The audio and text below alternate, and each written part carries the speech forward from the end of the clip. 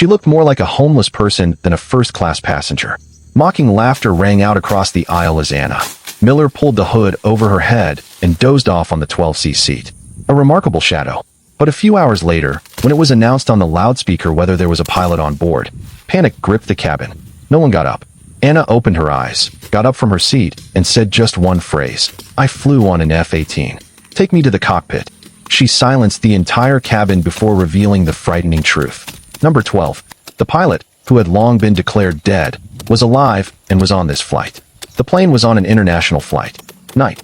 Flight at an altitude of 3.600 feet from London to New York. The business class cabin hummed with a quiet noise. Wealthy men in suits knocked on the keys of laptops. Women in silk scarves were flipping through their phones. The politician at the back of the plane drank bourbon as if it were his job. Anna was sitting by the window. Shabby jeans were screwed up. Worn-out sneakers with worn laces looked like they had survived. Not a single trip. A gray hoodie, and worn at the cuffs, hung loosely on her thin figure. There was no drops of makeup. Dark hair was gathered in a careless bun, from which strands were knocked out. From cheap headphones, the kind that they buy at a gas station for a couple of dollars, the wire was hanging down. She looked like she had accidentally hit the wrong interior, and the passengers noticed it. Their gazes were sharp, stinging, as if her presence was a personal affront to their carefully constructed world. A little girl in 12 by, a 6-year-old with pigtails and a unicorn backpack, was painting a pony, laying it out on the tables. Pencils. Her mother, Ellen, with a neat brown and pearl necklace that screamed old money, is strained. I smiled, watching my daughter. When Lily's glass turned over and water spilled onto Anna's sleeve, Ellen abruptly gasped. "Ah, honey, be careful," she said, quickly wiping the hood with a napkin. Her apology sounded too hastily, and his eyes swept over Anna's clothes. Elinchit's lips tightened visibly. Across the aisle, a businessman in a striped suit, Richard Hall leaned over to his colleague, a young guy with a Rolex. "She looks more like a tramp than a first-class passenger," he said quietly, but in a way that many heard. "I guess I used miles," my colleague grinned, adjusting his tie. "There is no chance that she paid for the ticket." Anna did not move. She just pulled the wet sleeve closer, ran her fingers over the worn-out fabric, and stared out the window. Her breathing was calm, as if laughter had not touched her, but her hand rested on a small backpack under the seat. Fingers for a second.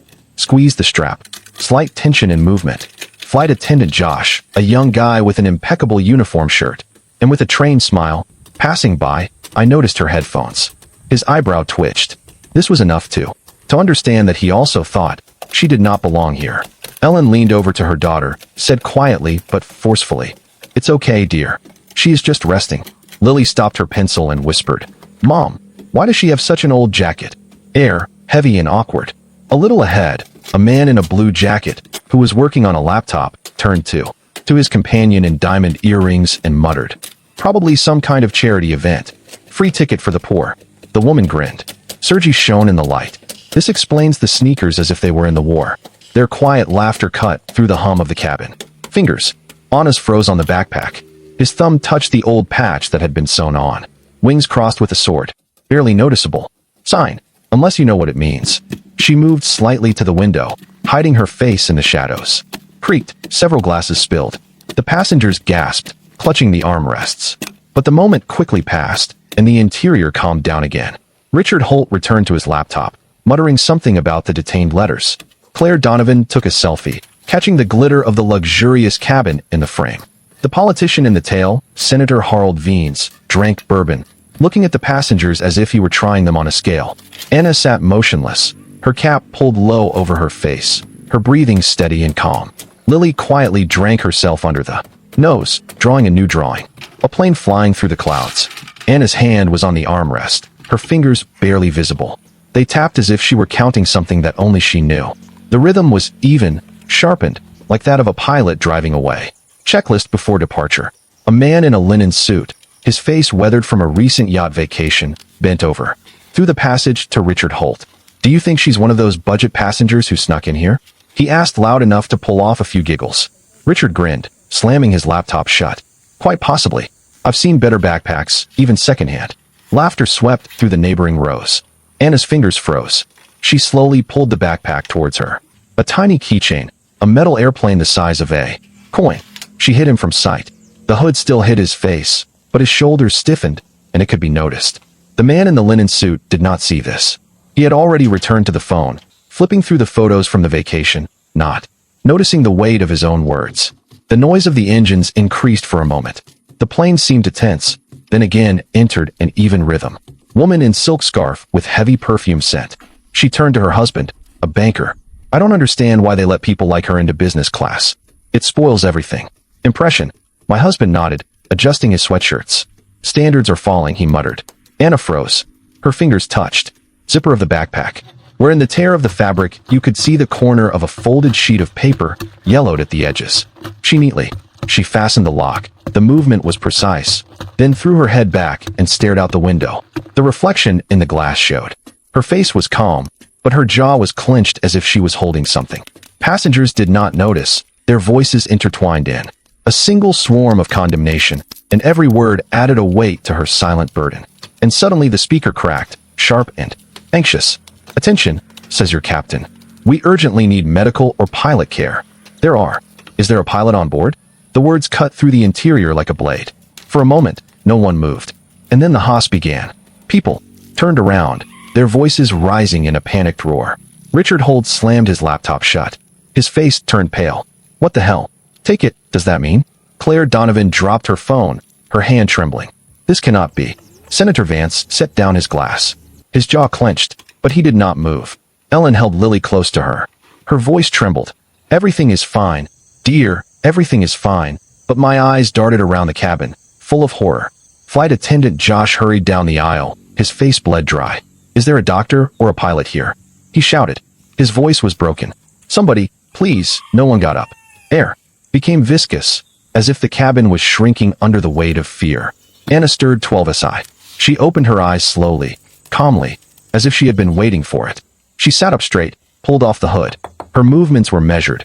She reached for her backpack, took out a folded sheet of paper, and hid it in her pocket. His fingers slid over the patch with wings and soared. Then she got up. Her sneakers silently stepped onto the carpet aisle. Richard Holt noticed her and chuckled. Don't say she thinks she can help, he said, loud enough to be heard. Claire. Donovan laughed sharply. The lipstick was smeared from the nervous bites of her lips. That girl. Yes, she probably had a car. He does not know how to drive. Mark Allison leaned forward. His watch flashed. Don't aggravate it, dear. This is not a game. His voice was oozing with non-convergence. Lily clung to her mother's arm. Mom, why are they evil? Ellen did not answer.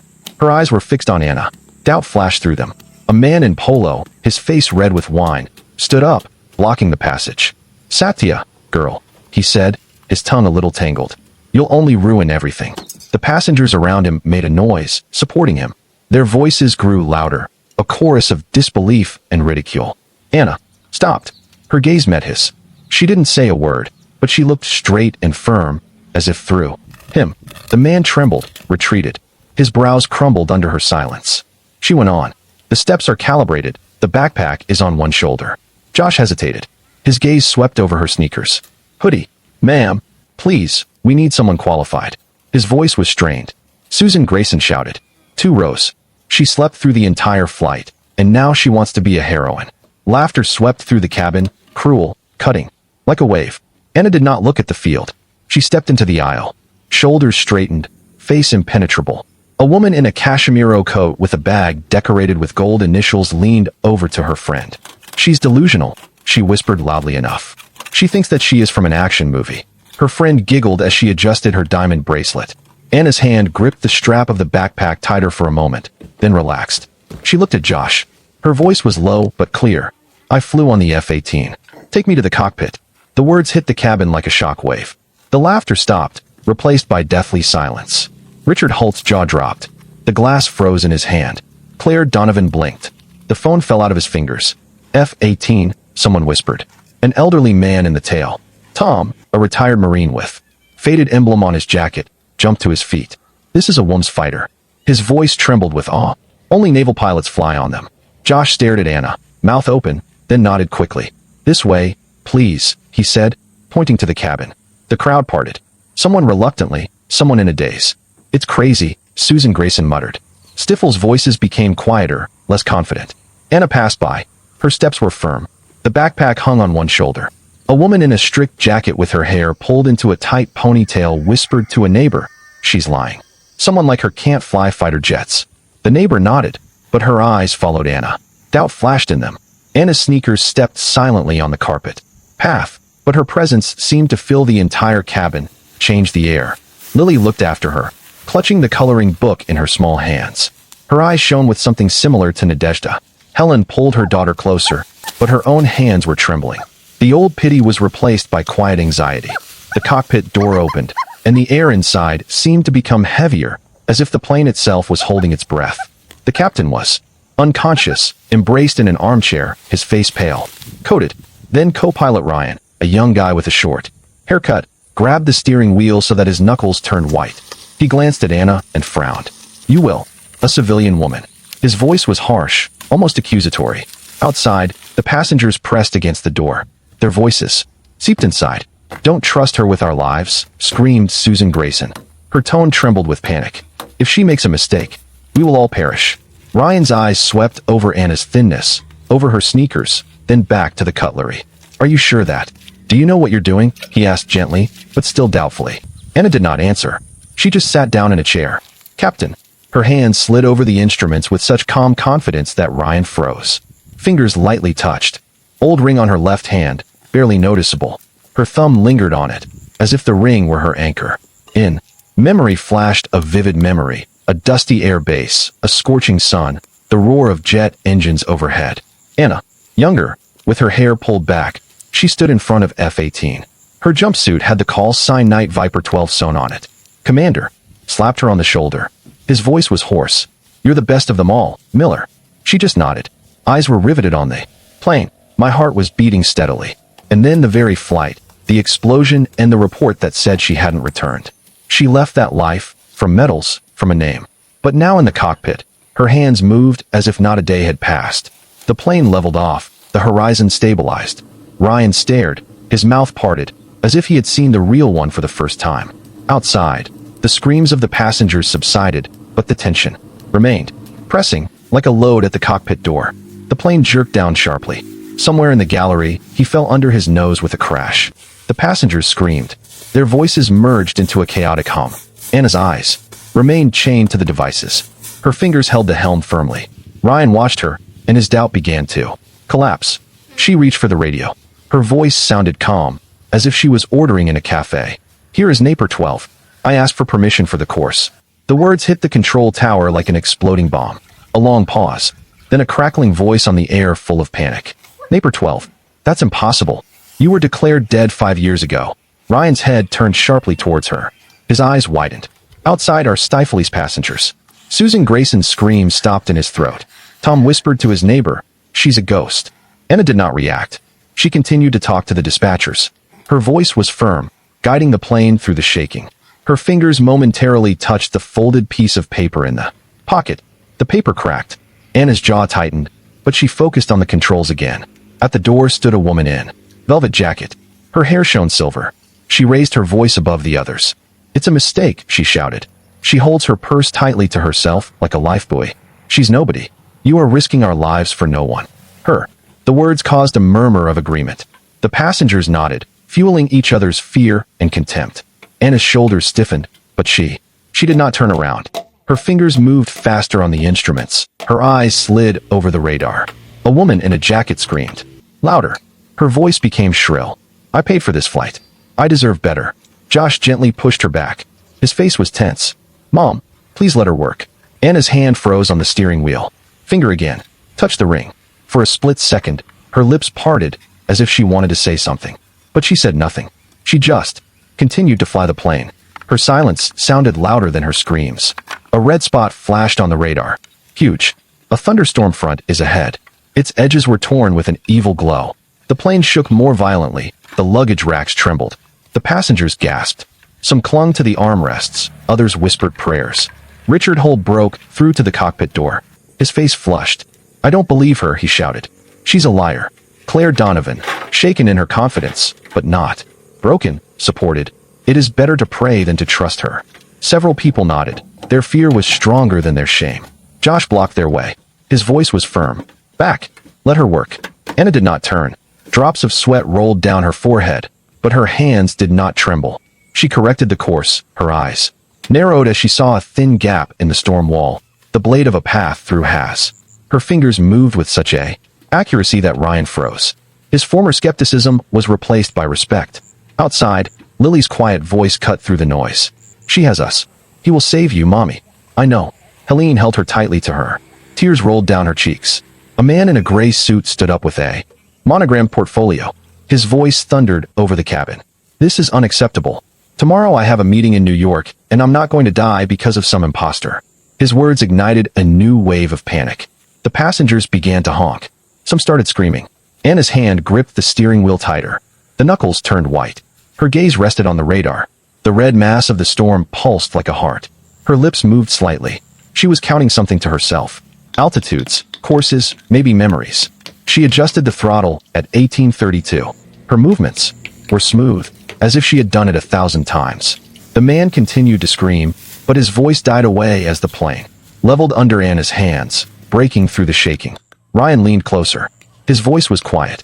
You've done it before, haven't you? Anna didn't answer, but her eyes swept over him for a moment, and this was enough. The plane pecked down, then went up, breaking through the clouds like a needle through a fabric. The turbulence weakened, then disappeared. The lights in the cabin flickered, and for a moment everything froze. And then the plane broke out of the storm. The sky opened, clear and blue. Passengers burst into applause. Their screams were so loud that they seemed to shake the walls. Lily stood on the seat, clapping her hands with all her might. Miss, you saved us. Her voice cut through the noise. Helen pulled her down.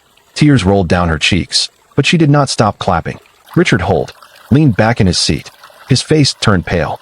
Claire Donovan looked down at her hands. His nails dug into his palms. Susan Grayson turned away. Her glasses fogged up a little. Anna kept her eyes on the instruments, guiding the plane to the nearest airport. Ryan leaned over again. His voice was different, without the same doubt. How did you do it? Anna was silent. She just kept working. Her lips are tightly pressed together. A memory surfaced, silent, but heavy. Small apartment. A single lamp cast shadows on the walls. Anna is sitting at the table. Her hands are wrapped around a mug of coffee. On the shelf, behind, a folded flag in a wooden case, her husband's flag. Next to it is a photo. They are together, young, laughing. His hand. A fighter wraps his arms around her shoulders in the background. She stared at this photo for hours after the news came. Her face was motionless, her hand strong. She left the fleet, left the call sign from that life. But the sky had a way of calling back. Now her fingers are in the cockpit, moved with the same confidence and determination. The plane began to descend. The landing gear hummed, locking in place. The screams of the passengers intensified, but Anna's face remained calm. Her eyes were fixed on the lights from the runway. The landing was soft and even. The wheels only kissed the asphalt. The cabin exploded again with screams and sobs. Helen hugged Lily tightly, whispering, she did it. She really did. Anna unbuttoned. Seatbelt. Stood up, threw her backpack over her shoulder. Her face was as calm as it was in the 12C. Josh Chair opened the cabin door. His hands trembled slightly. The passengers watched her get out. Their applause died down when they saw only faded hoodies and shabby sneakers on her. The man in the tweed jacket whispered to his wife, she didn't even. She looks proud. Who is she? Her eyes were moist. Anna walked down the aisle. Her steps were confident. The gaze is directed forward. Lily was waving her coloring book. The drawing showed a finished plane with the bright sun above it. Lips. Anna Chudd faltered in a barely noticeable smile, but she continued walking. The airport was in Haas. Reporters clung to the exits. There, cameras flashed in the windows. Passengers were getting off the plane. Someone was trembling. Someone was talking in a hurry. In their voices, admiration and shame were mixed. Richard Holt avoided Anna's gaze. Claire Donovan clicked her heels hurriedly. Please, your name, the journalist shouted, holding out the microphone. Anna pulled the hood lower and walked past. Susan Grayson muttered to the assistant. God forbid if she told me what happened on that plane. Tom stood aside, his eyes were chained to Anya, their hand raised in a quiet salute. A young woman in a denim jacket, a student, who was silent all over. Flight stepped forward and said in a trembling voice, thank you. Anna stopped only for a moment, met her gaze, nodded and walked on. Black SUVs of the Ministry of Defense stopped at the terminal. A stern officer came out of them. Colonel Daniels. His steps were heavy. He stopped in front of Anna. His eyes narrowed, then softened. He gave a clear salute. Welcome back. On Night Viper 12. We thought That you're dead. The crowd froze. The passengers gasped. Some collapsed to their knees. Richard Hull's face turned white. The phone fell out of his hands. Claire Donovan put her hand over her mouth. Her eyes widened in horror. Susan Grayson turned away. Her shoulders slumped. Anna responded with a salute. Her hand was firm, then lowered. "It does not," said not a word. "In Viper 12. Who is she?" the reporter shouted. Colonel Daniels looked at him. His voice was solid. "Hero, you don't need to know more." Anna noticed Lily waving a drawing. Her hand twitched slightly, as if she wanted to wave back, but she didn't. Another one came to mind. Image. The beach is softer at sunset. The waves lazily roll to the shore. Anna and her husband walk barefoot, holding hands. She laughs, and her laughter merges with the sound of the surf. Then he put on her ring, the same one she still wore and which she touched in the cockpit. "You're my wingman," he said. She smiled as she looked up at the horizon, at the endless sky. Then the call came. That mission that took him away, she buried that life. Buried Night Viper 12, but the sky decided otherwise. Now, as she walked through the airport, she felt the weight of the ring on her finger, a silent reminder of who she was and what she remains. The reporters shouted questions, but Anna went on. Tom looked after her. His eyes were moist, his hand still raised in fireworks. Lily and Elena were standing at the exit. Lily waved empty-handed. The drawing was no longer there. "Anna." I turned around only once. Her gaze swept over the crowd, the cameras, the chaos. His lips did not move, but there was that look. Enough. Quiet recognition of the burden she carried, the storm she went through. Colonel Daniels made a couple of steps behind her, but stopped, as if he knew she didn't want company. The crowd broke up, its whispers subsided. She walked. Like a ghost. Reborn. Her call sign sounded in their minds. Where are you watching this? Leave a comment and sign up to walk with me through pain, betrayal, and finally healing. M.